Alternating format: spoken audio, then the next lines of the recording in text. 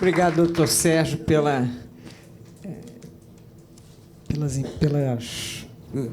panorâmica e pelo exercício de, com o seu humor fino de sempre, conseguir transformar um assunto tão árido em alguma coisa que ainda nos tenha arrancado algumas risadas. Só mesmo Sérgio Andréa para conseguir fazer isso, né? Antes de passar a palavra ao Fernando, eu queria só fazer uma provocação. A partir de algumas observações que fez o doutor Sérgio, duas coisas me preocupam particularmente, Fernando, numa visão macro, né? Primeiro, como meu lado ex-agente político e secretário de administração, quer dizer, se nós tivemos dificuldade de entender o dispositivo que lia o doutor Sérgio, eu fico pensando nos servidores que trabalham nas repartições mais remotas da prefeitura, trabalham com tanta dedicação, com tanto esforço, com tanto empenho, mas a dificuldade que será para eles destrinchar essas coisas, né? Então, isso é uma preocupação, e, nesse sentido, a gente aqui está junto, refletindo, é um esforço para já um pouco antecipar e um pouco que ajudar. Essa é uma preocupação. A segunda preocupação é uma preocupação de ordem maior, que é a seguinte: estados e municípios, por conta do modelo constitucional de competência, são os principais executores das atividades classificadas como serviços públicos, que são inversoras fortes de mão de obra, né? Educação e saúde, que são os setores clássicos a absorver mão de obra, estão, na sua esmagadora maioria, sob responsabilidade de estados e municípios, né? Para não falar na segurança, que também está no campo dos estados. Não por outra razão, o ônus, né, em matéria previdenciária, é tão pesado em relação a estados e municípios. E este é um quadro que não vai se reverter, né? Quando você vai e constrói uma solução de reforma voltada inicialmente para a União, seja qual for o argumento político para isto, mas que deixa a estados e municípios à própria sorte na disputa política de enrijecer essas regras, é previsível que se agrave a condição fiscal de estados e municípios, que isso fica cada vez mais difícil. E, com isso, a gente tem cada vez mais comprometido o nosso próprio regime federado, porque ficamos todos nós, estados e municípios, a viver exclusivamente das migalhas que a União eventualmente decida nos deferir sob regimes estranhos, regime de recuperação fiscal, ou isto, ou aquilo outro. Então, ainda há esta perversidade derradeira, né, que é você agravar uma situação em que os serviços estão descentralizados, mas os recursos estão centralizados, os gastos estão descentralizados, mas as fontes estão centralizadas. Então, assim, há um efeito colateral de centralização que me parece muito grave, né? Essa foi só uma provocação. Agora, a palavra passada aí ao colega Fernando Carvalho, com muito prazer. Obrigado, Vanessa. Assim é melhor. Muito boa tarde a todos.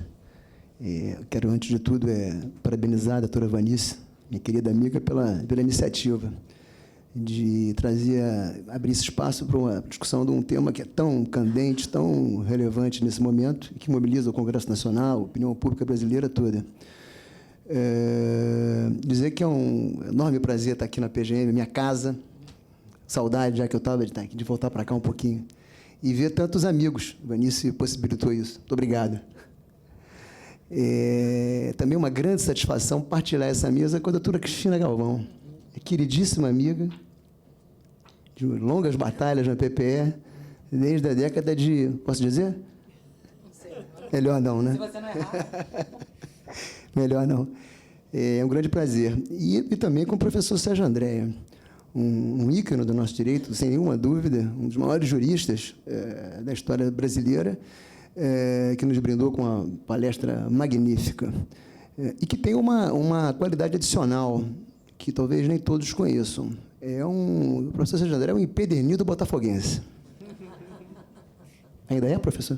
Você também. Eu também. Portanto, um homem de bom gosto, como a gente está vendo, além de um grande jurista. Aliás, quando o Vanice me formulou o convite para participar da mesa, e me disse que o professor Sérgio Andréa também estaria aqui, eu fui tomado por uma dúvida muito grande. Eu falei, será que é melhor falar antes ou depois do professor Sérgio Andréa. É um desafio tão grande. E aí depois de ouvir a palestra dele aqui, eu cheguei à conclusão que a resposta era óbvia. É melhor não falar no mesmo dia que ele, né? Mas já que não tive essa prudência, ela me ocorreu tardiamente, vamos lá. Essa previdência. Não tive essa previdência. Eu vou desde já me desculpar, porque como a parte que me cabe é a parte de destacar os aspectos mais relevantes, pontualizar os aspectos mais relevantes da reforma, eu vou ter que me valer aqui desse slide. Confessei a Vanice que sou um péssimo operador. Na verdade, estou estreando aqui como operador de slide. Espero ser bem-sucedido. Eu vou... Não dá para chegar?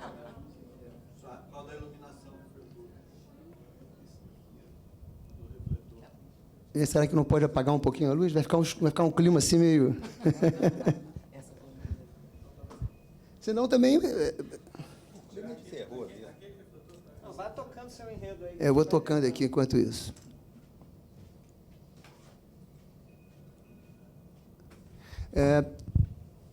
O primeiro dispositivo que me pareceu ser relevante destacar não é uma norma de direito previdenciário. Na verdade, é uma norma de direito administrativo, que está sendo também introduzida no corpo da Constituição, que é o artigo 39, parágrafo 9º, dispositivo que não existia.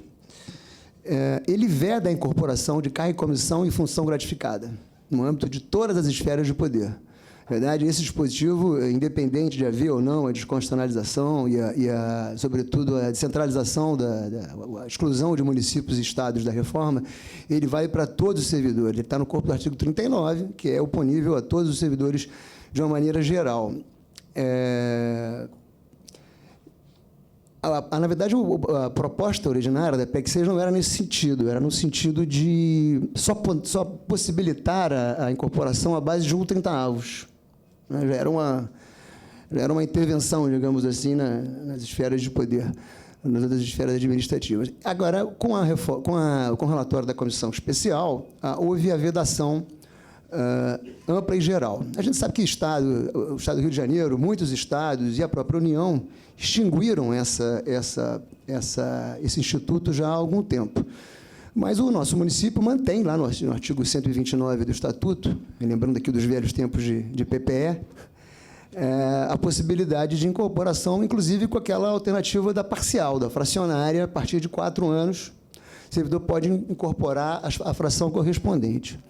Bom, então eu vejo aí 3 situações que podem acontecer quando promulgada essa emenda. Quem já tem 10 anos ou mais não vai ser afetado, já tem direito adquirido, já preencheu os requisitos, nada vai acontecer com ele, dependendo dele ter requerido ou não ter requerido, isso é absolutamente irrelevante. Quem tem menos de 4 anos, quem tiver menos de 4 anos quando a emenda for promulgada, bom, esse tinha mera expectativa de direito e não pode mais concorrer à incorporação. A situação de maior complexidade, mais interessante, se põe para aqueles servidores que estão no meio do caminho, ou seja, que tem entre 4 e 10 anos incompletos de tempo de comissionamento. Bom, para esses, em princípio, eles teriam assegurado aí a fração correspondente. Então, se eu tenho 5 anos, quando promulgou, eu tenho 5 10avos. Porém, a gente tem um complicador. Não há regra de transição para isso, tá, gente? Aliás, o professor deve concordar comigo, parece que não houve esse constituinte derivado desta feita, ele não teve muito apreço, não tem muito apreço pelas regras de transição, né? Se é que tem algum. Porque muitas disposições ficaram simplesmente sem qualquer regra de transição, como, por exemplo, a questão da paridade e da integralidade dos servidores que ingressaram antes de 2003. O projeto original não havia simplesmente regra de transição, você tinha que submeter a regra nova. Isso foi modulado pela comissão especial, no que diz respeito aos servidores da União, que, por enquanto, são os únicos afetados pela reforma, e criou-se, então, regras de pedágio, que é o mínimo que se espera quando se faz uma reforma previdenciária. Uma relação previdenciária é uma relação de longuíssimo prazo, né? Então, portanto, à medida que você vai se aproximando do momento de usufruir daquele direito que você foi construindo paulatinamente, não é razoável que todo aquele patrimônio que você angariou até ali seja desconsiderado, né? Que você seja igualado a alguém que entrou ontem, ou mesmo que você iguale quem tem 25 anos com quem tem 10 e por aí vai. É preciso aqui, mais do que nunca, desigualar os desiguais. E a proposta, de uma maneira, vou até repetir aqui a expressão do professor, que eu gostei muito, perversa, não previa qualquer regra de transição para isso. Isso foi modulado e, hoje em dia, a gente tem aquela regra, a gente tem o pedágio, hoje em dia, para os servidores que ingressaram antes de 2003. Mas, voltando aqui à questão da incorporação, o dispositivo não tem regra de transição. Como é que a gente vai aplicar isso aqui no município? Aplicando a nossa legislação, né? E ela diz que é possível a incorporação fracionada, desde que o servidor tenha sido exonerado. E aí é que entra o complicador. Evidentemente que nós não vamos exigir de todos os servidores que estão em cargo em comissão, que estão no meio do caminho para se aposentar, que eles se exonerem dos seus cargos em comissão, incorporem a vantagem para dias depois, ou no dia seguinte, voltarem e serem renomeados. Não tem cabimento, parece não haver razoabilidade nisso, né? E nem atendimento, qualquer atendimento é um interesse público. Então, me parece que aqui caberia uma interpretação um pouco mais ampla desse dispositivo, e sistematizando o contexto constitucional, para se entender que, a partir do momento em que foi promulgado um texto constitucional que exclui a possibilidade, a perspectiva de incorporação, que esse requisito que está colocado na lei, ele é dispensado, né? Ele não tem mais aplicação. O servidor não tem como progredir mais a partir dali, angariar mais tempo para se aposentar. E, portanto, me pareceu bastante razoável entender que, independente da exoneração ali, que ele teria um marco delimitado ali no momento da promulgação, aquele tempo que ele tivesse ali, digamos, 6 anos, 5 anos, ele teria garantido, no momento, aí sim, no momento em que viesse a ser exonerado, aquela fração, né? Sem a necessidade de, naquele momento, como numa interpretação literal do Estatuto a gente teria, ele tivesse que se exonerar, né, para assegurar aquele direito, sob pena de depois não conseguir nada. Essa, evidentemente, é uma tarefa interpretativa que vai caber à nossa queridíssima PPE. O Rubens certamente vai se desincumbir disso com maestria. Mas fica aqui o registro, porque é um dispositivo que passou um pouco desapercebido, mas que tem um impacto grande na vida de um segmento de servidores, daqueles que estão caminhando, que tinham uma perspectiva para incorporar cargo em comissão. Bom, lá vou eu agora para os botãozinhos aqui. Ó. Já estou até atrasado aqui. Isso aqui já era para ter entrado antes. Aqui tem um dispositivo embaixo. Entrou aí? Não está entrando nada. Bom, então vamos ignorar isso, não tem problema, não. Fica para mim aqui como um roteiro, pelo menos. É porque aqui eu tenho só um título ressalvando os aspectos mais relevantes e o texto, mas também não é tão importante. Bom, o segundo ponto que me pareceu mais relevante, estou seguindo aqui a ordem do texto, porque, como o professor muito bem pontuou, o texto é uma catástrofe do ponto de vista da técnica legislativa. Ele não tem o cuidado de aproximar situações similares, é redundante quando não precisava, ele às vezes peca pelo excesso e, em outras situações, ele é absolutamente sintético em demasia, né? Enfim, é um desafio, realmente, para o intérprete fazer exegese aqui dessa PEC, que tem 37 artigos. Eu acho que, mesmo para o nosso direito, para o nosso constitucionalismo, que é pródigo em produzir texto normativo, tirando a emenda constitucional número 1, que o professor mencionou aqui, mas ali era uma Constituição nova. Ela abordava vários temas, né? Aqui a gente tem uma emenda mesmo, que é só para um tema específico, que é a Previdência. Então, algo realmente impressionante. Um remendo, né? É um remendo. O band-aid, né? Com band-aid. O segundo tópico que parece bastante relevante, talvez seja a maior inovação dessa emenda, tanto no plano da Previdência quanto fora dele, é a exclusão dos estados e municípios da reforma e a desconstitucionalização parcial dos dispositivos que regem a aposentadoria dos servidores públicos. Eu digo parcial porque, na verdade, a Constituição manteve ainda a idade mínima como exigência com status constitucional. Então, a Constituição Federal prevê, o modelo agora é esse, a Constituição Federal prevê a idade mínima para os servidores federais, as Constituições estaduais estabelecem a idade mínima para os servidores estaduais e por simetria, as leis orgânicas estabelecem as idades mínimas para os servidores municipais. Isso já por mudança, já no segundo substitutivo. Sim. É só para esclarecer, porque 2 semanas atrás eu disse diferente, porque teve o substitutivo no meio do caminho. Muito bem lembrado. O texto inicial era mais estranho ainda, porque ele remetia à legislação ordinária. Depois chegou a essa conclusão que seria lei complementar. E aí, se não me engano, até acho que eu assisti essa sessão, não sei se foi resultado dela, mas eu vi uma intervenção do deputado Pedro Paulo, que trabalhou aqui na prefeitura e tudo, chamou a atenção para esse aspecto, que deveria haver minimamente uma simetria, coisa que ninguém havia pensado. E aí, então, o relator acatou e criou a simetria. Agora, afora isso, há realmente, afora a idade mínima, há desconstitucionalização, de fato, porque a Constituição remete às leis complementares. Então, o Estado, todos os demais requisitos, tempo de contribuição, idade, tirando a idade mínima, eles vão ser regidos por legislação complementar do ente político interessado. Esse tema é um tema que vem despertando aí muita discussão. Tenho visto economistas dando opinião sobre isso, advogados, naturalmente, dando opinião sobre isso. Eu vou até me permitir aqui, não sei se eu entendi muito bem a intervenção da Vanice com relação a isso. Mas de pronto, eu vou dizer que eu sou um grande entusiasta dessa desconstitucionalização. Não da desconstitucionalização, da descentralização do poder de normatizar isso. Tenho a convicção de que isso não foi feito por... O determinante disso não foi o espírito federativo, que isso foi feito por determinantes políticas, nós sabemos disso. Havia aquela competição com os deputados estaduais, aquela questão, na verdade, eleitoral. Mas me parece que aí, nunca digo que os fins justificam os meios, mas que o resultado é interessante. A gente sabe que a gente tem uma tradição no Brasil, uma tradição constitucional muito centralizadora. A Vanessa chamou atenção muito bem para isso. E isso vale não só para o poder normativo, vale para o poder arrecadatório. Aliás, acho que uma coisa está ligada à outra, né? Quem faz lei faz como... faz para si. Então, mas a gente tem grandes conflitos no direito previdenciário em função disso. As normas gerais são ditadas pela União, no modelo atual, e as normas específicas pelas entidades da federação. Então, nós temos vários conflitos relacionados a isso. A gente sabe que a União, às vezes, avança um pouco aquele sinal. Isso também se dá no plano urbanístico, do direito e em outros planos do direito. Mas, na Previdência, isso ocasionou grandes problemas. A gente tem, por exemplo, o nosso CRP, do Certificado de Realidade Previdenciária do município, do Prev-Rio, foi obtido com base numa decisão judicial. Até hoje ele perdura, 2006, uma liminar, que até hoje perdura.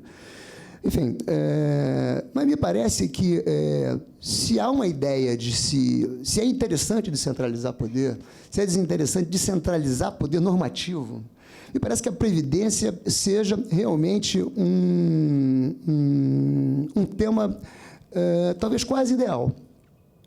Porque, evidentemente, que a gente não pode comparar, por exemplo, a expectativa de vida das pessoas que moram no Acre com as pessoas que moram no Rio Grande do Sul. Não pode comparar o sistema, as condições econômicas de um sistema, do regime de previdência do Mato Grosso com o do Rio de Janeiro.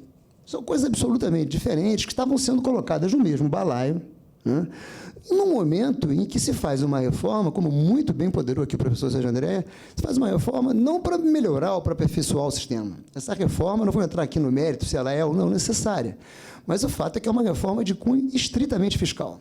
Isso é confessado por quem está propondo, inclusive, não há nenhuma intenção de melhorar o sistema, e muito menos de quebrar privilégio. Porque se fosse para quebrar privilégio, a proposta que foi apresentada para os servidores militares, com todo respeito, ela é absolutamente diferenciada e privilegiada em relação aos demais servidores. Então, parece claro que a finalidade é estritamente fiscal. Quando a Previdência, extinguir o Ministério da Previdência e passar para o Ministério da Fazenda, não havia dúvida nenhuma que tudo era só fiscal e o aspecto humano não interessava mais. Verdade. Então, é nesse contexto em que há tantas diferenças, uma diversidade tão grande entre os regimes de previdência, a gente tem assento lá no CONAPREV, então a gente troca ideia com outros estados e outros municípios. A gente vê que tem, não é comum, é verdade, mas tem tem uns 2 ou 3 estados que são superavitários, são estados mais novos. Se não me engano, Tocantins. Mato Grosso do Sul estão muito bem de saúde. Então, eu pergunto, por que eu vou sacrificar um segurado de Tocantins, cujo regime de previdência está absolutamente equilibrado, jogar ele no mesmo balaio que eu estou jogando, porque eu resolvi criar uma previdência única, que, na verdade, é voltada para atender quem está quebrado, né? Ora, mas se eu não estou quebrado, por que eu preciso me submeter a ela? Então, me pareceu bastante razoável essa descentralização e acho que o tema previdenciário é uma excelente cobaia para a gente começar a desenvolver isso, que a Vanessa colocou aqui agora, quer dizer, descentralização de poder normativo e descentralização de arrecadação também, porque essas coisas não podem vir desacompanhadas. A gente fala, por exemplo, do sistema eleitoral, a gente fala, quer-se agora estabelecer aí as eleições, aquele sistema distrital misto. Qual é a finalidade disso? É aproximar o eleitor do seu mandatário, do seu parlamentar. Bom, nada melhor do que isso, do que a gente trazer para os municípios também os grandes temas, né? Então, me parece que, sobre esse aspecto, sei que isso é uma matéria extremamente controvertida, muito polêmica, tem o conteúdo aí econômico que a gente não pode desconsiderar, porque se diz que não vai se deixar de economizar 20, 200 bilhões, não sei quanto. Mas isso, eu vejo com uma certa desconfiança isso também, porque isso se parte da premissa, tal é o nosso vício com a centralização, que os estados e municípios não podem fazer isso, não tem parlamentos, não tem chefes de poder executivo que possam propor suas emendas. É desgastante? É desgastante.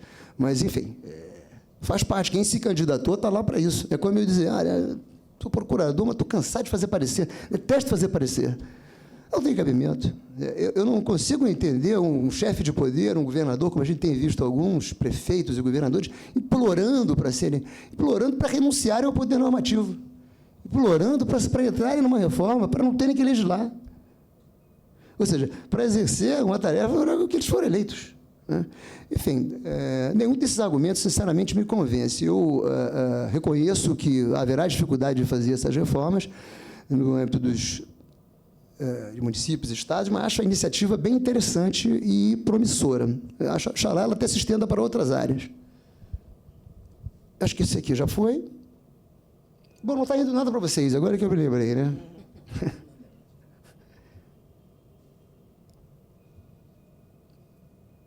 O próximo tópico é uma disposição que também foi introduzida no artigo 40 e que é interessante, mas atrapalha um pouquinho, pela forma como ela foi introduzida. A gente sabe que existe a aposentadoria por invalidez e há o fenômeno da reversão, né? Se não subsistem os motivos que determinaram a inativação do servidor, é possível que ele, pelo nosso estatuto, por exemplo, está dito que ele pode, de ofício, a pedido do servidor, ele pode voltar para o cargo, desde que comprovado que aqueles motivos não subsistem mais. Então, a medicina evolui, melhoro, fico bom de uma doença que antigamente não era curável, volto a ter capacidade laborativa, volto a trabalhar. Isso era algo que a gente vinha até conversando no Pré-Rio. Eu preciso fazer...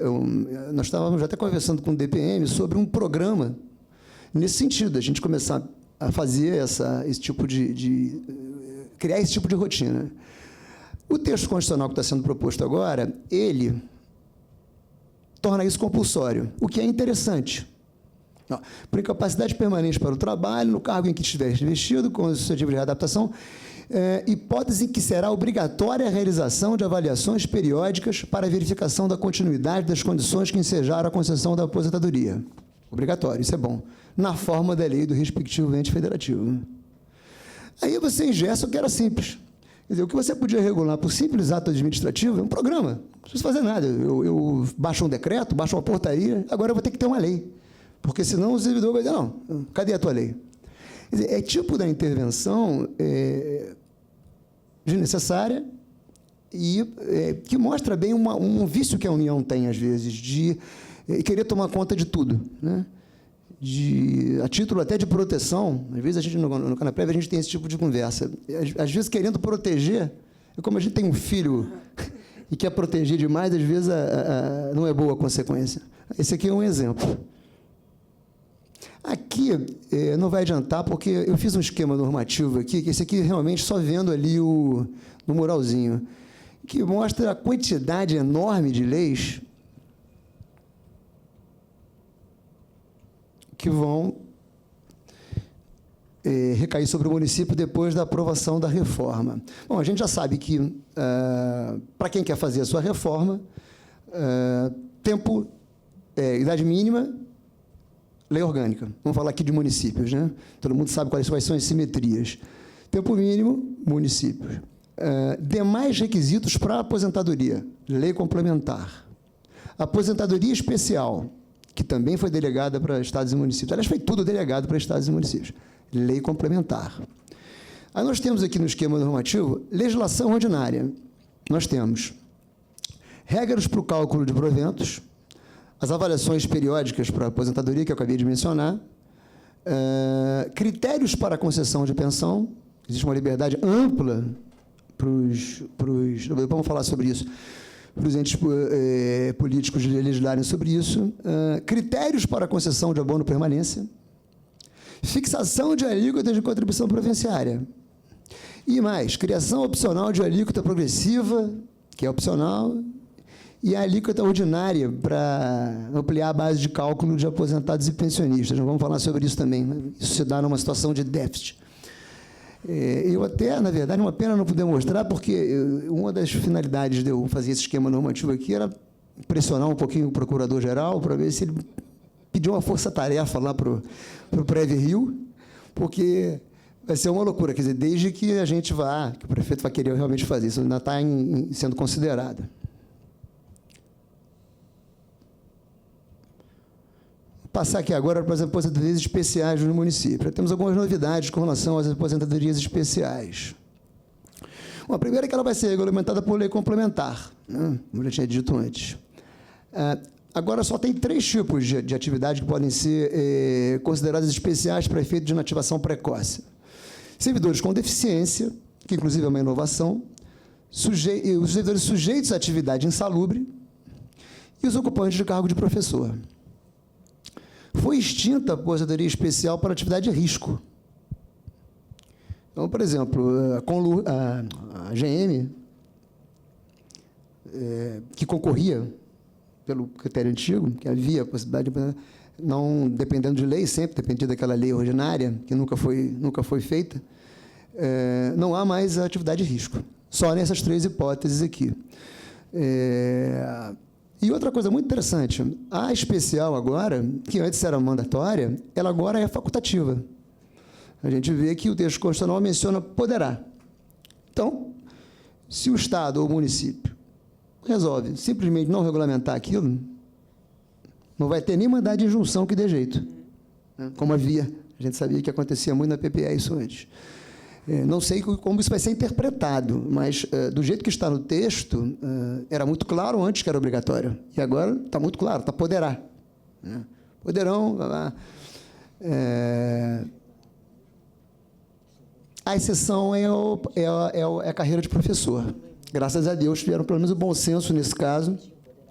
Nesse caso é compulsória, porque já está no texto que os professores terão necessariamente, embora não se diga qual é a idade, evidentemente, mas eles vão ter necessariamente redução em 5 anos em relação aos demais servidores, a regra geral que foi fixada para os servidores.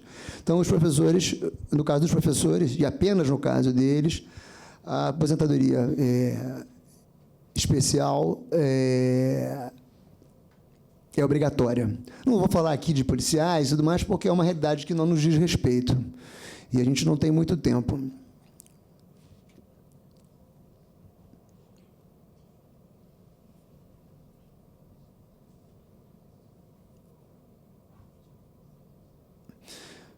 Pensões nos municípios. É porque esse negócio vai abrindo um de cada vez. Bom, as pensões nos municípios, há uma ampla liberdade para dispor sobre a concessão das pensões. Na verdade, a única restrição que eu divisei no texto é a garantia de piso de um salário mínimo, mas, mesmo assim, só quando o benefício constituir a única fonte de renda de todos os dependentes. Ou seja, o professor tocou nesse assunto agora há pouco aqui também. Eu não tenho a garantia de salário mínimo, sequer para a pensão, fora dessa situação aqui. E, na União, isso já vai valer, porque se tem aquela aquela nova modalidade se terá já no texto da reforma, aquele novo mecanismo que é 50% mais 10% por dependente. Então, no mínimo 60%, 50% mais um dependente, naturalmente, são 60%. E, a partir dali, 10% por cada um a mais. Mas há situações em que, como o professor muito bem mencionou aqui também, há também agora as regras de permanência do beneficiário são as mesmas do regime geral. E a gente sabe que no regime geral a pensão não é mais vitalícia, né? Mesmo para o cônjuge. O cônjuge que tiver pouca idade, ele vai receber até uma certa idade. Então, quando essas cotas são revertidas, elas não voltam, como é hoje em dia, não voltam para quem continuou sob o manto da proteção, para o outro beneficiário. Elas simplesmente são extintas. Então, por isso, pode acontecer realmente, no caso de divisão, que a pensão fique menos do salário mínimo, né? Algo realmente inusitado. Aqui eu acho que parte-se da premissa de que, bom, aquele raciocínio, não, eu tenho uma pensão que tenho uma mãe e um filho, então ela recebe 60%, 70%. Mas quando o servidor estava vivo, ele recebia 100%. Né? Então, como ele morreu, ele não vai se alimentar mais, ele não tem mais despesa, então eu vou reduzir. Mas nesse plano de poder aquisitivo, 1, 2, os programas de baixa renda, o que a gente tem é que a pessoa que se aposenta com esse valor, ela continua trabalhando. Ela sobrevive assim, essa que é a verdade, né? Então, desconsiderar isso e empregar esse raciocínio simplório de que, não, ele agora morreu, não come, não bebe, mas também não trabalha mais, não soma renda mais. Mas, enfim, foi o que prevaleceu. E, por fim, até a regulamentação pelas leis municipais, são mantidas as regras atuais de pensão. Então, a gente, até que tenha a regulamentação, nada se altera, isso está expresso no texto.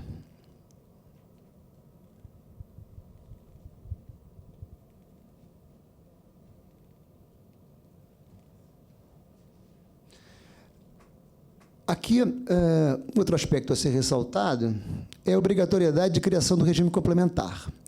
A gente sabe que no texto anterior, no texto que está em vigor ainda, a complementar a criação do regime complementar era facultativa, tanto que nós não criamos ainda aqui no município. O Estado já tem, a União já tem, muitos estados e municípios já têm, mas nós não temos ainda. Agora, não só ela vai se tornar obrigatória, como o Constituinte concedeu um prazo para se implementar esse regime complementar, que é um prazo de 2 anos, né? Para estados e municípios que não têm ainda implementarem. Paralelamente a isso, tem uma inovação aqui interessante, sobre a qual o professor Sérgio André também deu uma pincelada aqui, com muita argúcia. Pelo regime atual, essa previdência complementar ela tinha que ser necessariamente gerida por entidade fechada de natureza pública, né? O Estado criou uma assim, a União criou também. A partir da promulgação do novo texto, se aprovado tal como ele está sendo proposto, há uma abertura para entidades abertas e privadas, sem nenhuma restrição. Isso é algo a ser considerado. Porque se a gente está dizendo que hoje no Brasil a gente não consegue pagar, a gente talvez não consiga pagar pensão, talvez não consiga pagar provento, porque o Estado não tem dinheiro, no contrato de longo prazo, como é o previdenciário, contrato entre aspas, fico imaginando o seguinte, bom, e qual é a garantia que as pessoas vão ter se isso for gerido por entidade privada? A gente tem precedentes aí, o exemplo do Chile é sempre citado, né? Do que aconteceu no Chile. A gente tem 2 situações aqui. A gente tem situações das entidades que quebram, né? E a gente tem a situação do aviltamento do benefício a um tal patamar que cria desespero lá nas pessoas. Disse aí que, não sei se é verdade isso, que o Chile se tornou o maior índice de suicídio entre aposentados. É verdade isso, Feliz? Não, se é verdade... Tem sido dito, divulgado, muito assim. Enfim. Então, há essa inovação. Agora, vai ser possível a gestão desses regimes de previdência complementar por entidade aberta. Um negócio certamente muito bom para os bancos.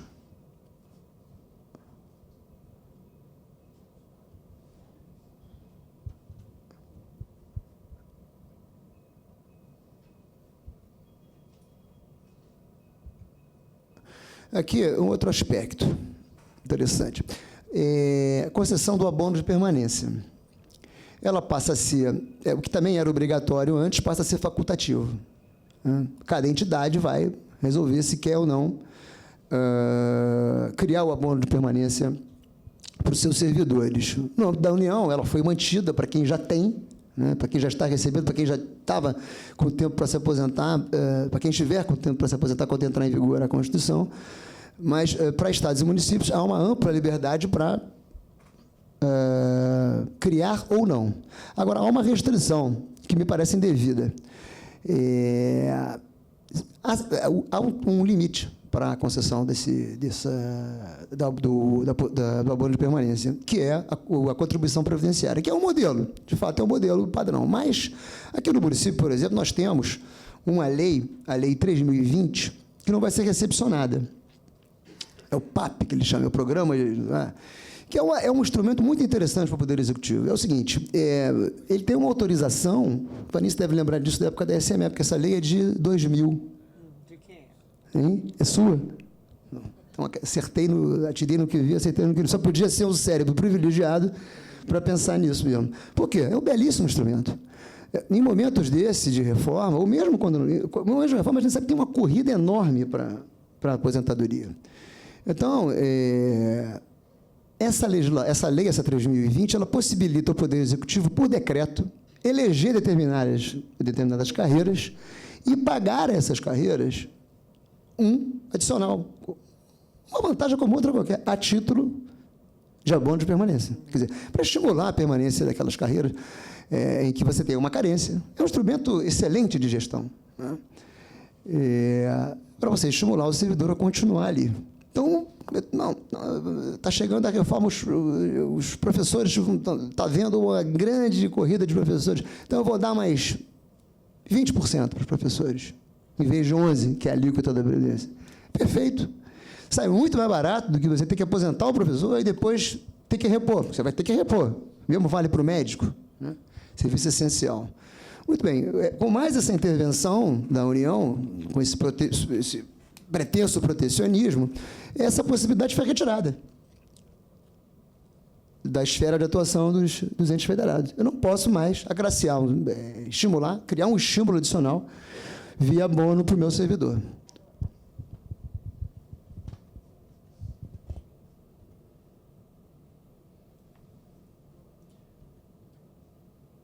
Aqui uma disposição inovadora, mas que vai demandar uma interpretação. Eu já estou fazendo a minha interpretação aqui, que eu acho, espero que ela viceje, que é a seguinte: é uma disposição que impõe o custeio dos benefícios dos servidores, da previdência dos servidores, aos respectivos órgãos e poderes aos quais eles estão vinculados. O texto, deixa eu ver se eu tenho aqui o texto.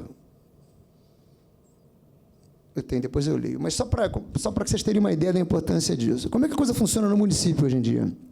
A Lei Complementar 193 de 2018, que é a lei que regula isso, ela simplesmente diz que o custeio, a contribuição patronal dos servidores do Poder Legislativo e do Tribunal de Contas do município são custeados pelo Tesouro.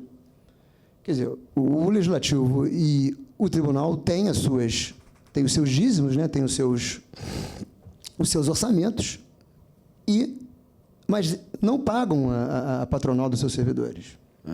Isso cria uma despesa relativamente pesada para o Poder Executivo. Uma coisa que tem menor cabimento, na minha opinião. Quando essa lei foi feita, essa lei é a lei que taxou os inativos e pensionistas. Essa proposta foi feita por nós, dando preview esse projeto de lei, e havia uma disposição que revogava uma disposição anterior, da 3344, que era nesse sentido. Nós alteramos isso para que houvesse simetria, cada um paga a sua conta, né? O Tribunal de Contas paga com seu orçamento a patronal dos seus servidores, o Legislativo paga com seu orçamento a patronal dos seus servidores e o município continua pagando, naturalmente, os dos seus. Isso foi objeto de uma emenda e foi retirado do projeto, e de modo que continua... permaneceu essa impropriedade, na minha opinião, na legislação municipal. Agora, pelo que eu estou vendo aqui, me parece que a intenção... Porque isso é muito discutido no CONAPREV, isso não acontece só no município, não. disposição diz que fica vedada a existência de mais de um regime próprio de previdência, uma coisa que a gente já tinha, não é uma novidade, e de mais de um órgão ou entidade gestora deste regime em cada ente federativo, abrangido todos os poderes, os órgãos e as entidades autárquicas e fundacionais que serão responsáveis pelo seu financiamento. Eu já estou querendo criar aqui uma correlação, que, na verdade, essa realmente foi a intenção, essa emenda foi feita lá no CONAPREV, e a intenção era essa. Agora, não sei se vai haver interpretação histórica disso aqui.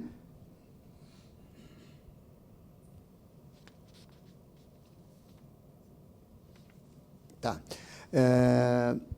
Outra disposição de destaque é essa aqui. É a vedação para a criação de novos regimes e a constitucionalização de diversas normas gerais de previdência que estavam previstas em lei ordinária. A 9717, que é a lei que disciplina o regime, que gerou um monte de confusão, porque imagino que isso vai continuar gerando. Porque o que se faz aqui é o seguinte: primeiro, com relação à vedação para a criação de novos regimes, é uma coisa que não faz sentido.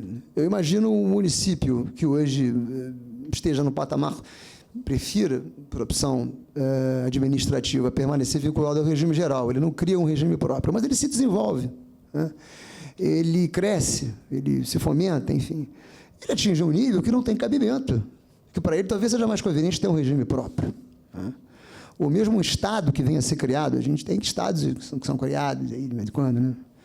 E não é possível mais a criação de novos regimes próprios. Uma intervenção muito forte na autonomia dessas entidades da federação. Eu, como municipalista aqui já declarado, não me agrada esse tipo de disposição. Acho que seria razoável que uma lei complementar criasse, ou mesmo a Constituição, colocasse alguns óbices, né? Criasse algumas restrições à criação de regimes novos, mas pura e simplesmente vedar a criação de novos RPPs, para quem pode, para quem comprove que pode criar, é retirar uma opção de gestão das entidades, das demais entidades federadas. E, paralelamente, tem também aí a possibilidade da União, isso estava posto na 9717, que foi, na verdade, constitucionalizada. A União agora pode fiscalizar a atuação dos regimes próprios e aplicar sanções. Quer dizer, cria-se aqui uma subordinação na Constituição entre a União e os regimes próprios de previdência dos estados e municípios, algo que não vinha sendo acatado pelo Poder Judiciário. Vamos ver agora se isso vai dar discussão também, porque essa legislação, por vezes, ela é extremamente invasiva, né? Tivemos vários problemas na PPE em função disso. Eu me lembro que, a primeira passagem que eu tive pelo Rio, 2000 e pouco, tinha uma exigência, porque quem faz exigência não é nem o presidente da República, não. Tem uma delegação para o ministro da pasta, que agora eu acho que está na era da Fazenda, agora não sei se Secretaria Complementar, eles mudam muito isso. E ele faz lá uma portaria, uma resolução, um ato dele, e cria as exigências. Já havia uma exigência que era surrealista, porque o prefeito tinha que assinar todos os balanços e balancetes do Preve-Rio, Preve. Era uma catatal assim, de documento que ele tinha que assinar, página por página. Não era só aquela no final, tinha que rubricar também. Então, naquela ocasião, se não me engano, o prefeito era o Cesar Maia, ele disse: eu não vou assinar isso aqui. Procuradoria, me dá uma solução para isso aqui, que eu sou obrigado a assinar isso aqui mesmo. E aí saiu um parecer da PPE, dizendo: não, a gente tem aqui um caminho. Parece haver aqui um excesso, mesmo uma evasão da autonomia do município. Não há subordinação alguma, que essa lei é questionável do ponto de vista constitucional. E assim a gente ingressou em juízo, vara federal, isso em 96, e até hoje estamos lá aguardando, né, Cris? A Cris é que está acompanhando isso, uma apelação que está no... Uma ação civil ordinária. Aguardando o julgamento dessa... que está para ser julgado. Que vai ser, digamos assim, o precedente, né? Vai ser o precedente. É até uma ação de outro estado, né? Paraná. E é um tema muito candente esse, e mesmo havendo a constitucionalização, eu tenho dúvidas se isso vai prosperar. O próximo tópico é com relação às alíquotas. Nós temos agora aqui uma diversidade de alíquotas impressionante. Nós temos a criação das alíquotas progressivas, tem as alíquotas ordinárias, que foram evidentemente mantidas, temos as alíquotas progressivas, né, que o percentual aumenta em virtude da remuneração do servidor, as alíquotas extraordinárias, que só podem ser criadas, já vi aqui, quando o sistema está em situação de déficit, mas que são restritas, felizmente, à União. E tem umas peculiaridades aqui com relação a essas alíquotas. Como eu disse, as ordinárias, há uma ampla liberdade de cada entidade de criar o seu percentual, mas é uma liberdade em termos, porque existe uma disposição mais adiante, aquela sistematização maravilhosa que a gente viu no texto, que eles botam tudo diferenciado, lugares diferentes, tem que montar o quebra-cabeça. Existe uma disposição que diz que, até que se regulamente, que essa matéria seja regulamentada por lei, os municípios e estados não podem ter alíquotas inferiores à alíquota da União, que a gente sabe que é 14%. Não podem ter alíquotas inferiores. Mas, se eles comprovarem que não estão em situação de déficit, estão em equilíbrio atuarial, não financeiro, atuarial, eles podem não aumentar as suas alíquotas. Mas, nesse caso, aí se parasse por aí, dava lá, né? Mas, nesse caso, eles são obrigados, então, a adotar as alíquotas do regime geral de previdência. As alíquotas do regime geral de previdência são progressivas. E nós fizemos um estudo no FUNPREV. Essa questão da alíquota progressiva, tranquilizo a todos, não será sequer tentada no município. Por quê? A alíquota progressiva é muito boa para quem tem uma média de remuneração altíssima, aquela pirâmide, né, mais inchada, que é o caso da União, que fez a proposta. Para quem tem uma pirâmide menos inchada, mais assim, mais achatadinha, evidentemente que você, com a progressividade, você perde receita, porque você passa a taxar menos quem ganha 1, 2 salários mínimos, substancialmente, que é uma massa enorme de servidores, né? Você diminui a contribuição para muito mais gente e aumenta para um pouquinho de gente. Então, isso, do ponto de vista da receita, é um desastre. Foi feito o estudo de impacto lá no Prévio Rio, e do Estado também. Nós conversamos com o pessoal do Estado, e eles também para eles não interessa a adoção dessa alíquota. Então, esse município fica na seguinte situação: se ele está equilibrado atuarialmente, ele está liberado de aumentar a alíquota dele. E não faz sentido aumentar mesmo. Se eu estou equilibrado atuarialmente, por que eu vou aumentar a minha alíquota? Por que eu vou sacrificar o meu segurado se eu estou numa situação de equilíbrio atuarial, não é financeiro? Equilíbrio atuarial significa dizer que nos próximos 70 anos eu estou equilibrado. É lógico que isso pode, no curso desse tempo, isso pode ser alterado. Mas eu estou com uma projeção de 70 anos de equilíbrio. Então, não tenho razão para, nesse momento, aumentar a minha alíquota. Nesse caso, então, eu diria, bom, se eu sou gestor do fundo, eu vou dizer, eu não vou aumentar essa alíquota. Mas aí, se eu tomar essa decisão, eu tenho que seguir as alíquotas do regime de geral de previdência. Aí, possivelmente, eu vou entrar numa situação deficitária, porque aí eu tenho que reduzir a minha receita. Então, vejam, essa coisa que eu vou insistir nesse ponto, do excessivo paternalismo, pretenso paternalismo, intervenção exagerada da União, às vezes desconhecendo a realidade dos regimes próprios, no texto legal. Que a gente está vendo isso. Não tem sentido me obrigar a adotar a alíquota do regime geral de previdência. Eu sou regime próprio. Eu estou equilibrado. Né? Se eu não tenho déficit, eu simplesmente não adoto. Acabou. Enfim, algo incompreensível.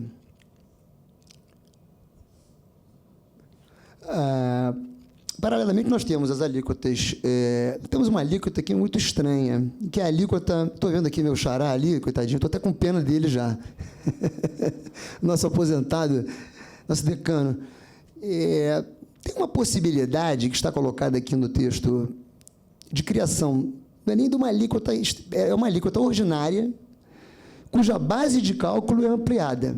Isso só vale para aposentado inativo, que, em tese, tem aquele patamar. Você só pode, em tese, taxar o aposentado inativo acima do teto do regime geral de previdência. Porque a gente sabe que o regime geral de previdência não taxa os seus inativos. Então, por simetria, quando veio a taxação dos inativos e pensionistas, os artigos 18, os parágrafos 18 e 21 da Constituição trouxeram uma previsão de que essa taxação só se daria nos valores que superassem o teto do INSS, de modo a igualar as situações. O que essa disposição faz é possibilitar a ampliação da base de cálculo, de modo que, a partir de um salário mínimo, você já possa taxar. Hoje em dia, o INSS está uns 5 mil, alguma coisa, ou seja, você amplia substancialmente a base de cálculo em hipóteses de comprovado déficit atuarial, não financeiro. Agora, o que mais me espantou, eu comentei isso com a Vanice ontem por telefone. Isso aqui dá a sensação de que essa garantia de que o inativo e o aposentado só podem ser taxados para além do teto do regime geral, permaneceu no texto constitucional. No entanto, quando eu estava ontem acabando de preparar lá a palestra, já no finalzinho, fazendo aqueles alfarrábios finais, me deparei com a revogação do parágrafo 18, dos parágrafos 18 e 21, pelo artigo 36 do texto, da proposta. Ora, comecei desesperadamente a procurar no texto algum outro dispositivo que substituísse essa revogação, porque essa revogação significa dizer o seguinte: olha, não existe mais, para os regimes próprios para os servidores públicos, não existe mais essa imunidade de taxação até o teto do INSS, porque essa imunidade estava posta no texto constitucional e esses dois dispositivos foram deliberadamente revogados, são deliberadamente revogados, de forma expressa. Então fica a pergunta, bom, se eu posso reduzir aqui, e se eu não tiver em déficit, eu posso taxar também? Não sei. Eu acho que a gente tem aqui, afora o fato de eu talvez não ter localizado alguma coisa, algum engano, mas eu acho que a gente tem um problema aqui de sistematização do texto mesmo. Talvez alguém não tenha se apercebido disso, mas o fato é que eu não tenho mais a garantia no texto constitucional, eu pelo menos não me identifiquei, de que só as aposentadorias e pensões que superem o teto do regime geral possam ser objeto de contribuição previdenciária. E, no entanto, vem esse dispositivo e diz que eu posso, em caráter excepcional, baixar para um salário mínimo só. Enfim, fica aqui essa perplexidade, na verdade. A contribuição extraordinária que eu mencionei, ela tem, inclusive, que ser precedida desse aumento de taxação, dessa ampliação de base de cálculo para os aposentados inativos. Ela não pode ser criada antes disso. Se a ampliação dessa base de cálculo não der resultado, aí pode-se lançar a mão da extraordinária. Mas a extraordinária só se aplica à União, ela foi restrita à União. Vai surgir uma discussão aí se ela vai poder ser criada pelos estados e pelos municípios. Me parece que isso é uma matéria para os tributaristas, mas, como não há previsão no texto constitucional, acho que isso vai dar muito pano para a manga. Se entender que, não obstante não haver previsão no texto constitucional, porque não parece não ter havido também uma delegação para que estados e municípios fizessem isso. Essa foi a impressão inicial que eu tive. Caminhando aqui para o final, uma disposição bastante interessante, essa deve ser saudada, é a vedação. O artigo 76 é alterado, o parágrafo 4º do artigo 76 da DCT, aquele da desvinculação das receitas. Há agora uma blindagem das contribuições da Seguridade Social, que não poderão mais ser objeto de desvinculação de receita. Então, aquela famigerada DRU, que tantas vezes serviu para justificar o déficit, né, porque passava-se a mão lá no 30%, 20%, acho que são 30%, se não me engano, né, da receita das contribuições previdenciárias, e aquilo, evidentemente, contribuía, pelo menos, para o volume de déficit que se apresentava. Isso não vai ser mais possível, porque a nova redação diz o seguinte: a desvinculação de que trata o caput, que é a desvinculação das receitas, não se aplica às receitas das contribuições sociais destinadas ao custeio da Seguridade Social. Então, esse é um dispositivo que merece aplauso.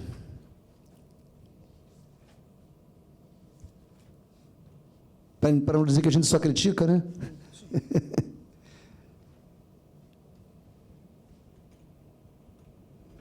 O meu negócio emperrou aqui, Vanessa. Não anda mais de jeito nenhum. Você pode me dar um... Não sei se eu fiz alguma besteira aqui, ó. Agora emperrou. Você é melhor operador do direito do que operador do direito. Muito melhor. Eu acho que não sou bom em nenhum dos dois, mas Bom, essa norma aqui, é a questão do direito adquirido. Só trouxe porque, até para projetar, todo mundo sempre me pergunta isso. Muitos colegas até. Vem cá, eu já tenho tempo para me aposentar, mas tem algum jeito dessa reforma me atingir? Eu digo, não, meu querido, você tem direito adquirido, é aquela coisa que a gente aprendeu. Mas não acredito. No Brasil, eu não acredito. É a famosa insegurança jurídica, né? Que vale muito para o mercado, né, professor? O mercado não pode alterar um contrato que... barbaridade. Todo mundo grita. Agora, uma relação previdenciária de 30, 35 anos, às vezes, ela não que não se possa alterar, mas a alteração sem pedágio, sem regra de transição, realmente é inconcebível. Então, tem um dispositivo expresso para tranquilizar esses colegas que, evidentemente, prestigia o direito adquirido, tanto no que diz respeito à aquisição da aposentadoria, quanto no que diz respeito ao cumprimento das regras de reajuste dessas aposentadorias. Então, se o fato gerador do benefício se deu no momento em que vigia determinado sistema normativo, aquele sistema tem que ser preservado e vai continuar sendo preservado para o futuro. Então, ele tem direito à aposentadoria e tem também direito a rever depois o valor daquela aposentadoria de acordo com as regras que vigiam naquele momento. É curioso que eu estava comentando aqui, é curioso que essa regra, no texto constitucional, ela está circunscrita aos servidores federais. O que eu considero até uma impropriedade, mas, de qualquer maneira, obviamente, quando os municípios e estados fizerem as suas reformas, em reverência à garantia constitucional do direito adquirido, eles terão necessariamente que observar isso, é inquestionável. Então, não há nenhum risco mesmo. Tem uma interessante inovação aqui também, que é relacionada à autorização para concessão de empréstimos consignados no âmbito dos RVs. Isso foi uma postulação que nós fizemos, o Rio de Janeiro fez, junto com alguns outros estados, no CONAPREV. O que acontece é o seguinte, você tem uma regra que impede, uma regra que está na lei federal, e que agora está sendo levada para a Constituição, que impede os regimes, os fundos de previdência, de emprestar dinheiro para os seus servidores, né? Eles só podem pagar os benefícios previdenciários. Quanto a só poder pagar os benefícios previdenciários, é perfeito. A gente já faz isso há muito tempo, desde 2001, não temos nenhum problema com isso. Agora, essa vedação que sobreveio de fazer empréstimos é muito ruim. Porque nós tínhamos, por exemplo, no Prévio Rio, um programa, muitos aqui vão lembrar, de carta de crédito imobiliário. E também de empréstimo financeiro, que era algo muito útil, muito bom para o servidor, porque você podia praticar um juro abaixo do juro de mercado. Para o servidor era um excelente negócio e muito bom também para o Funprev. Por que era bom para o Funprev? Você aplica um juro inferior ao juro do mercado, né? Mas você tem a garantia do desconto em folha. E você tem a tua meta atuarial de 6%. Então, tudo que vier acima de 6% é um excelente negócio para o Funprev. Isso era impedido por mais uma das intervenções da União nos regimes próprios. Agora, eles se convenceram, depois da gente muito martelar isso, que isso não faz sentido, e então, ao ponto de estarem constitucionalizando essa possibilidade. Então, agora vai ser possível a concessão de empréstimos consignados aos seus segurados. Isso vai ter que observar a regulamentação do Conselho Monetário Nacional. Tudo bem, é um grande avanço. Infelizmente, essa regra veio um pouco tarde. Agora, a gente não está em condição de... Por hora, não estamos em condições de implementar isso, mas quem sabe no futuro. Caminho aqui para o último tópico, eu acho, que é a questão da acumulação de benefícios. Está no artigo 25 da PEC. É vedada a acumulação de pensões de um mesmo regime, quando for deixada por cônjuge ou companheiro, salvo quando essas pensões decorrerem de cargos acumuláveis. Não chega a ser uma novidade, isso a gente já tinha isso aqui no Funprev, de certa maneira. Isso se aplica ao já aposentado? Não, não se aplica. Não. Eu deixei isso aqui por último, mas tudo que eu vou dizer aqui agora, nesse caso eles tiveram o pudor de botar uma regra de transição que deixa muito claro, inclusive. As hipóteses de acumulação... Não, as novas regras não atingem benefícios adquiridos antes da promulgação da emenda constitucional. Então, quem vinha acumulando pode ficar tranquilo. É permitida a acumulação de aposentadoria e pensão, e de aposentadorias também em regimes distintos, não há empecilho com relação a isso. Agora, a grande inovação, e aí é que está a maldade, é que, havendo um acúmulo de benefícios nessas situações, o de menor valor não é recebido integralmente. Passa-se uma régua, ele sofre uma redução substancial. Depois eu vou exemplificar aqui. E um outro aspecto, as hipóteses de acumulação que estão previstas no texto constitucional, elas podem ser alteradas por legislação infraconstitucional. Quer dizer, por lei ordinária, alteração no regime geral, por exemplo, você pode alterar isso aqui. Quem não tiver o direito adquirido até aquele momento da alteração vai se submeter às regras novas. Agora, aqui é uma pena, porque aqui realmente, não sei se dá para ver aí, não, né? Nada. Porque aqui foi uma simulação que o Bruno, quero até fazer um agradecimento ao Bruno, que não pôde vir, viu, Vanessa? Esqueci de dizer. Porque ontem à noite ele foi chamado às pressas pelo prefeito para ir hoje a Brasília. Estou, aliás, ansioso para falar com ele, para saber o que está acontecendo lá. Não sei se teve a ver com essa história da reinclusão dos municípios, o prefeito pediu, ele teve que pegar um avião correndo, foi hoje de manhã. Ele me ajudou muito aqui, porque ele é muito bom nesses slides, e aqui ele fez uma simulação muito interessante do redutor, porque como é que se dá essa redução? Você recebe duas, a primeira, a maior, você recebe integral, né? A segunda e a terceira, não tem problema, você vai sofrer um redutor que é dependendo da faixa de remuneração da segunda. Então, por exemplo, se ela for até um salário mínimo, a redução é de 20% no segundo benefício. Se ela for entre 1 e 2 salários mínimos, a redução já vai para 40%. 1 e 2 salários mínimos, estou falando, são os privilegiados. Vão sofrer 40% de redução no regime. Isso aí vale, evidentemente, para todo mundo, porque aí a gente está falando de pensões de uma correlação entre acúmulo de pensões no regime geral, regimes próprios, isso é absolutamente geral.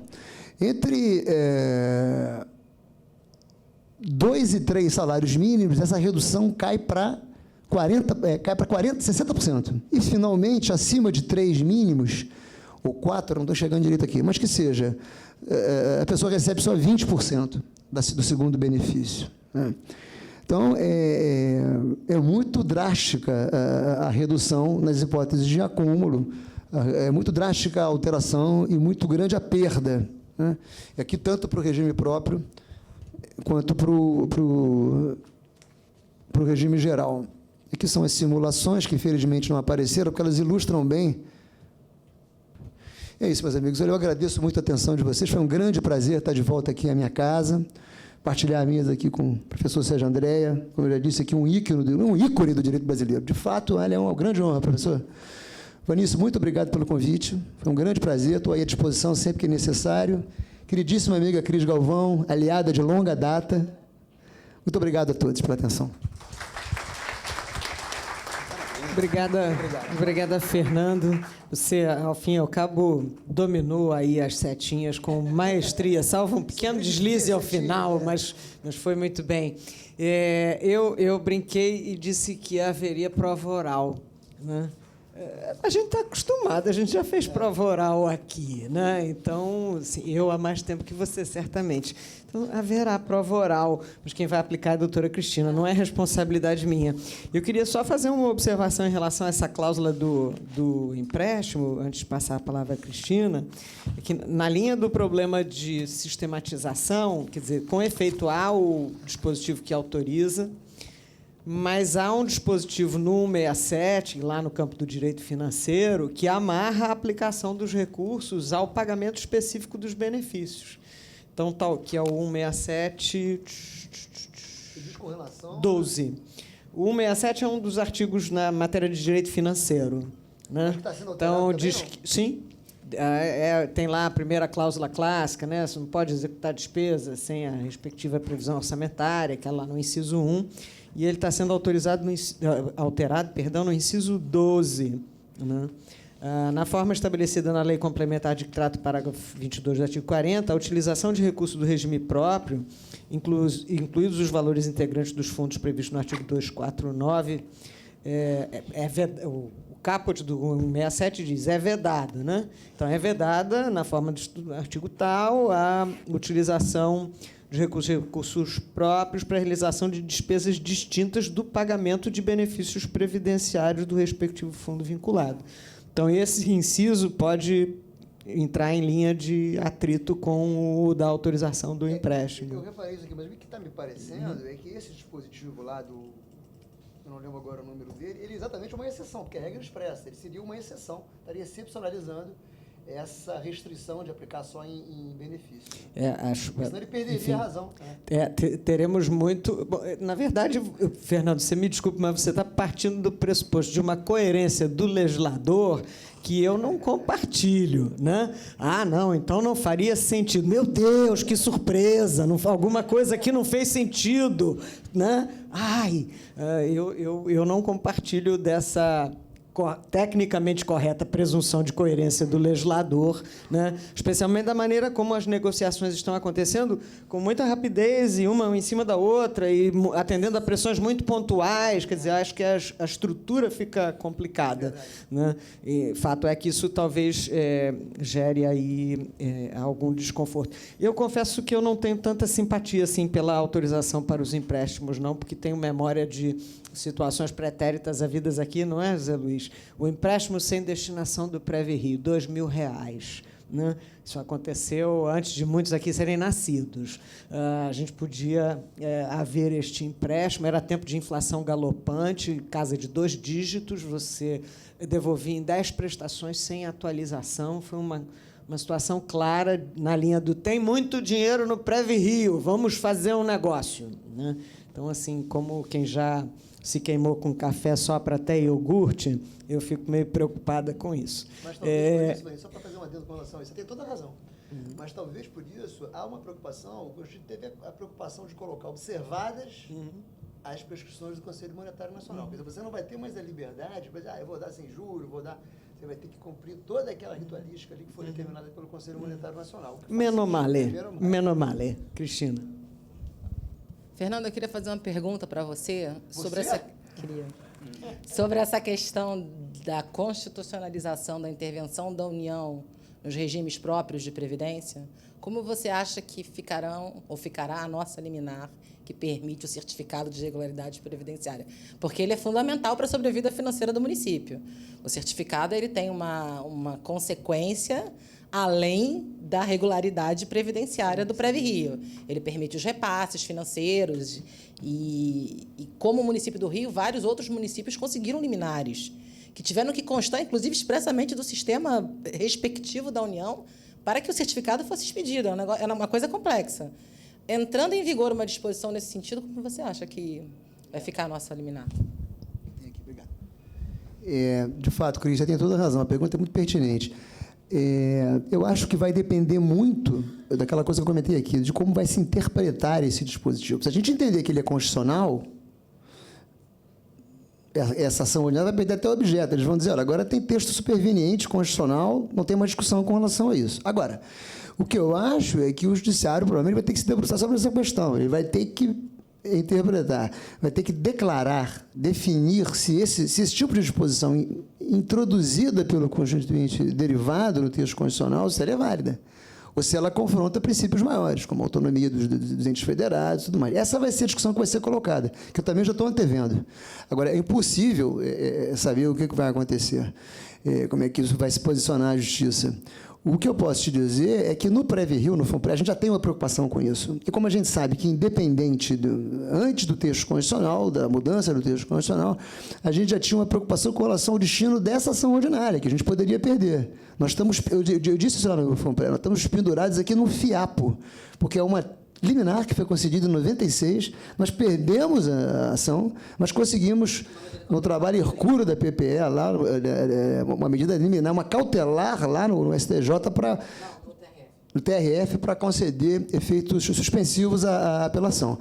Então, a gente já estava pensando mesmo nisso lá. Então, existe, evidentemente, a ideia de se adequar. Né? E agora a gente já está muito mais próximo da adequação do que estávamos naquela época. De modo que eu acho que, provavelmente, a gente não vai ter um susto tão grande com isso. Ainda temos por exemplo, a gente tinha problemas seríssimos, a gente não taxava os inativos. E esse era um problema seríssimo. Agora, a gente já acertou isso. Outro problema seríssimo, porque a gente não cumpria a emenda 41 toda. né? Essa seria uma hipótese clássica de suspensão do nosso CRP. Isso tudo já foi solvido e, sinceramente, acho que agora não deve ter mais muita coisa. Sempre tem uma coisinha ou outra, né, que eles fiscalizam, mas eu acho que a situação agora é mais tranquila. E uma outra pergunta, eu não sei se você viu a disposição, quer dizer, foi colocado no texto constitucional, para fins previdenciários, a conversão do tempo especial em comum, que a gente não faz isso. E isso vai gerar algum impacto, inclusive é o tema 942 do Supremo. Eu queria saber se você pensou um pouquinho sobre isso. Pensei, mas acho que aqui não vai ter jeito, né? Porque aí eu acho que não tem como a gente resolver. É estranho, porque, na verdade, isso é um dispositivo que traz despesa, né?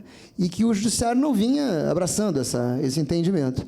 Então, sinceramente, não entendi por que eles colocaram isso no texto. De fato, eu não vejo como agora impedir que alguém converta, lance mão da conversão, com a entrada em vigor dessa nova disposição. Vai ficar complicado mesmo, vamos ter que cumprir. Apesar da autonomia municipal... Mas aí eu acho que é uma disposição genérica, né, que faz sentido, porque você está falando numa situação que eu acho que tem mais sentido você tornar geral. Embora eu não acho que ela seja razoável, mas acho que aí a gente vai ter que cumprir. Meus amigos, uma única pergunta, Marisa, porque já ultrapassamos aqui o nosso tempo.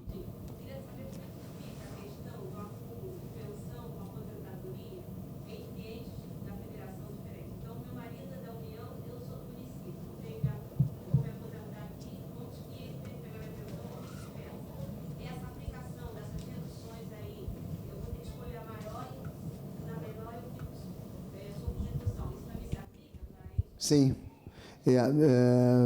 Tanto na hipótese de acumulação da pensão com os proventos, quanto na hipótese de acumulação de pensão, que deve ser o seu caso, na hipótese específica do instituidor da pensão ser cônjuge ou companheiro, o acúmulo é permitido, como a gente viu aqui, mas incide o redutor em função da faixa salarial de cada beneficiário. Existe uma tese que se fortalece com essa emenda toda, a de que essas disposições dizem respeito a cada regime próprio de previdência. Na Constituição atual havia uma certa dúvida se o regime próprio era uma coisa só para esses fins de vedações, etc. Mas agora não, porque fala de cada regime, do regime próprio do seu ente federativo. E o Supremo já decidiu que fontes diferentes devem ter destinos diferentes, já que não existe nenhuma oneração maior. De modo que acho que possa, sim, embora naturalmente a interpretação vá no sentido do Fernando, mas há a possibilidade de se sustentar o oposto, de que não se aplica, tá bom? Depende de que lado você esteja, né? Meus amigos, eu queria agradecer, em especial ao desembargador Sérgio Andréia, ao Fernando, à Cristina e a vocês que reservaram tempo nessa tarde. Queria fazer um spoiler alert, né? Na agenda do SES, a gente tem dia 19 o evento sobre deferência para com as escolhas administrativas planejadas. Nós temos, para final de agosto, um evento sobre Lei Geral de Proteção de Dados, Administração Pública como Tratadora de Dados. Nós temos, para novembro, um congresso de dia inteiro, mulheres falando sobre direito administrativo e as agências reguladoras. E nós temos o máximo prazer em organizar qualquer outro evento no tema ou na área de conhecimento que seja do interesse de vocês, né? Eu tenho dito que o Centro de Estudos é um centro de estudos da Procuradoria-Geral do município, da Prefeitura da cidade do Rio de Janeiro. Significa dizer que a nossa vocação é atender a população da Procuradoria-Geral do município como um todo, com o olhar voltado às necessidades da Prefeitura da cidade do Rio de Janeiro. Agora, identificar isso só conseguiremos se vocês disserem. Então, muito obrigada. Mais uma vez, a gente se vê no próximo evento do PGCES, a Casa do Direito Carioca. Até lá.